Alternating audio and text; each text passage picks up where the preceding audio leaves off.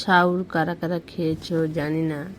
আজকে এই প্রথমবার রান্না করেছি। প্রথমে সিদ্ধ করে নিয়েছি, তারপরে একটু গোলমরিচ দিয়েছি, আদা রসুন বাটা, হলুদ গুঁড়ো, লঙ্কা গুঁড়ো, কাঁচা লঙ্কা, শুকনো লঙ্কা, তেজপাতা দিয়েছি আমি। দিয়ে ভালো করে মশলাটাকে কষিয়ে নিচ্ছি। একটু টমেটো দিয়েছি,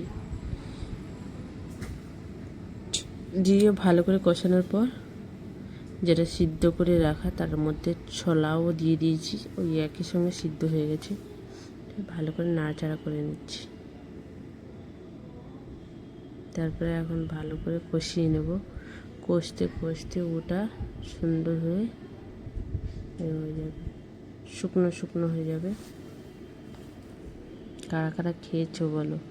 এটা সিদ্ধ করতে যা সময় লেগেছে, অনেকটা সময় লেগেছে। আর বড় কড়াইতে করে সিদ্ধ করেছে। আর হয়ে গেছে কতটুকু দেখো, এইটুকু হয়ে গেছে। খেতে কিন্তু খুব সুন্দর। আর এটা দিয়েই শুধু ভাত খাওয়া হয়ে যাবে। আমার রেসিপিটা তোমাদের যদি ভালো লেগে থাকে তাহলে একটা কমেন্ট করে যেও।